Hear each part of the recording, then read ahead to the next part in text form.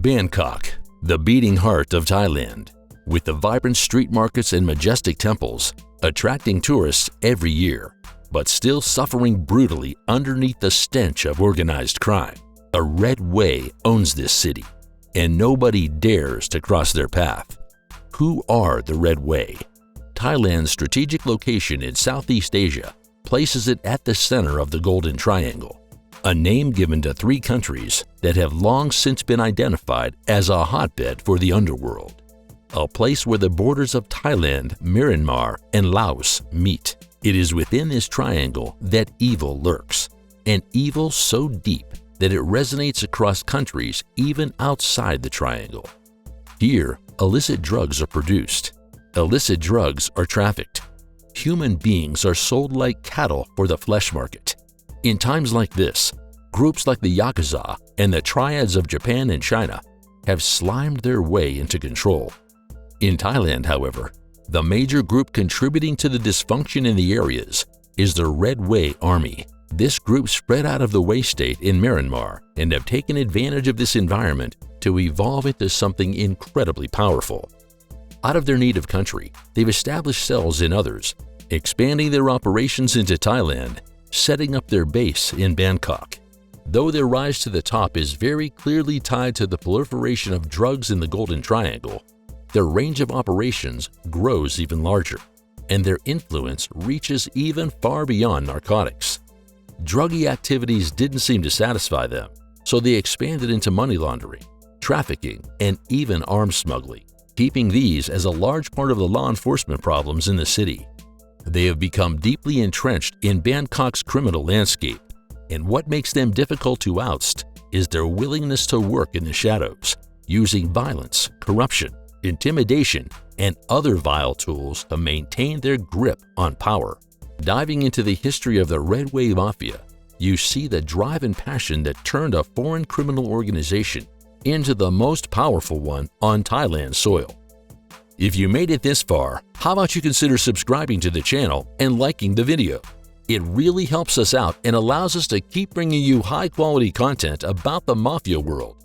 Thanks, we appreciate you. The origins of the Red Way Mafia. The dense remote hills of Myanmar's Way state are the last place you'd expect a dangerous cartel to spawn and grow out of, but that's being charitable. Myanmar has always been long associated with conflict and the drug trade. Historically, the Way people were known as fierce warriors and tribal militias who, for centuries, defended their lands from external forces. But even honor and nationalism had to take a back seat at some point. In the 20th century, the opium trade came onto the scene, and the focus shifted from war to business. There was money to be made. The state of Way became a very important player on the scene and quickly became integral to the global opium trade. By the 1970s, demand for heroin surged in the global markets, and the Way militias were heavily involved in the cultivation of opium poppies and the manufacturing of heroin. After this, they then began to smuggle it through the borders and then into the hands of global criminal organizations. During this time, what was originally a loosely organized group of tribal warriors had begun to transform into a more structured and ruthless organization. The Red Way is born. They evolved from a militia into an organization that controlled large parts of the drug trade. Their connections within the Golden Triangle was a gateway to arms, drugs, and smuggling routes. They also began to operate under the protection of local warlords and corrupt officials in Myanmar, and this enabled them to build networks as well as expand into neighboring countries. Thailand's porous borders and rich markets became prime launching grounds for the goals of the group.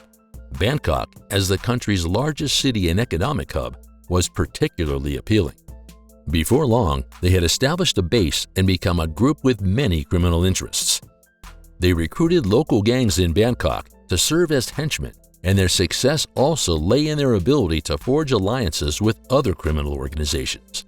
It's a clear-cut case of a group reading the environment and adapting splendidly to it. One cannot understand their rise, and one does not understand the role of Thailand within the Golden Triangle. Thailand's role in the Golden Triangle. The Golden Triangle has been synonymous with the opium trade for decades upon decades. Although law enforcement agencies and governments tried their best to call the proliferation of cultivation of poppy in the area, the trade of the drug is simply too entrenched for any effort to be seen. Things have even become worse due to the rise of several other synthetic drugs like methamphetamine, and the political instability in the area has allowed the perfect storm of criminal organizations to thrive. Unlike its neighbors, Thailand had a lot of developed infrastructure and a stronger economy. It was a target for transport and distribution, so the well-connected road networks, international airports, and ports allow the smooth trafficking of narcotics from production centers in Myanmar to lucrative markets worldwide. In addition to this, securing Thailand's borders has always been historically difficult to secure. The porous nature of these borders makes it easy for traffickers to move drugs, and as a metropolis, the city of Bangkok offers a vast anonymous space for drug dealers to blend into the city's diverse population, avoiding detection while running profitable operations. Deep-seated corruption in the city's corridors of power is also a factor. Furthermore, the tourism industry has helped the Mafia's operations, in that tourists unwittingly serve as drug mules and become pawns in the Mafia's schemes. The Chinese Triads. One of the Redway Mafia's most significant alliances is with the Chinese Triads, an organization also known for drug trafficking, extortion, and human smuggling. The Redway's ethnic and cultural ties to China have made this partnership a natural fit. The Redway Mafia primarily collaborates with the Triads in the production and distribution of synthetic drugs, especially methamphetamine. The Golden Triangle's position as a major drug production area appeals to the Triads. They usually help to smuggle into lucrative areas in East Asia, particularly in China and Hong Kong. In return, the Redway has benefited from the Triads' sophisticated smuggling routes. They also are cooperative on the sex trafficking front. Bangkok's position as a major tourist destination gives the Redway Mafia an endless supply of vulnerable individuals, and their connection with the Triads helps them funnel traffic victims through a global network. South American cartels. Over the years, the Redway have also developed alliances with cartels from Cambodia and Mexico, all the better to move drugs into Europe and Northern America. The cartels have power over the cocaine trade and have provided the Redway with access to markets that they would have struggled to infiltrate. In exchange, the Redway Mafia supplies the cartels with vast amounts of methamphetamine, which has become increasingly popular in Western markets. Thailand's ports and airports typically serve as gateways for the flow of drugs into Australia, Europe, and even the United States. Myanmar's armed ethnic groups. The group also maintains deep ties with various ethnic armed groups operating in Myanmar, particularly in the Way State. The most popular is the United Way State Army, UWSA, which is heavily involved in the production of heroin and methamphetamine. This protection allows the Redway to continue producing drugs without interference, providing them with its own paramilitary forces to make sure the drug labs and smuggling routes in the Golden Triangle remain secure. This partnership also extends into the illegal arms trade. The Redway connections with the armed groups also allow the smuggling of weapons into Thailand. The Redway Mafia's operations. Drug trafficking is at the core of the Redway's operations, with meth and heroin being the choices of the day. These drugs are primarily produced in the Golden Triangle, then smuggled into Bangkok for distribution, while the Redway controls the entire supply chain, from production to street-level distribution. As the slickbacks they are, they make sure to extract maximum profit at every stage. These drugs are often moved into Thailand using well-established smuggling routes through Myanmar and Laos, and are usually hidden in trucks or boats disguised as legitimate shipments. Once in Bangkok, the drugs are distributed through street dealers who operate under the group's protection. Of course, the brutal reputation of the Redway holds this operation together, and the middlemen know that failure to meet quotas or skimming profits will result in punishment and maybe death. Bangkok's infamous sex industry is also directly tied to the Redway.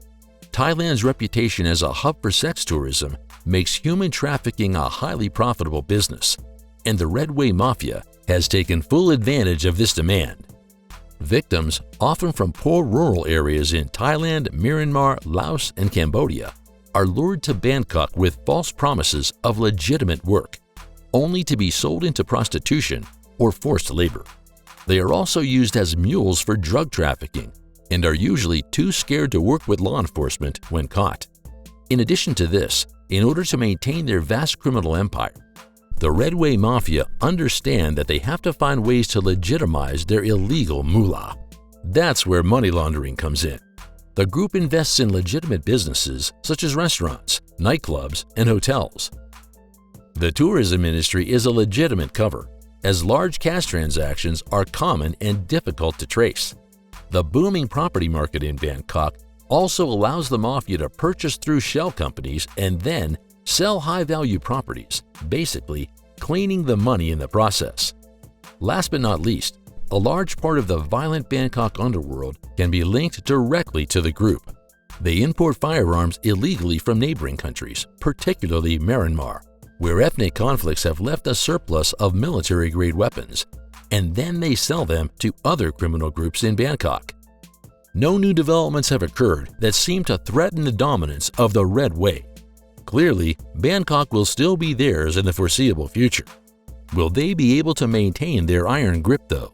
Comment with your thoughts, and for more dark stories of the underworld, subscribe to the channel and ring the notification bell to never miss an update.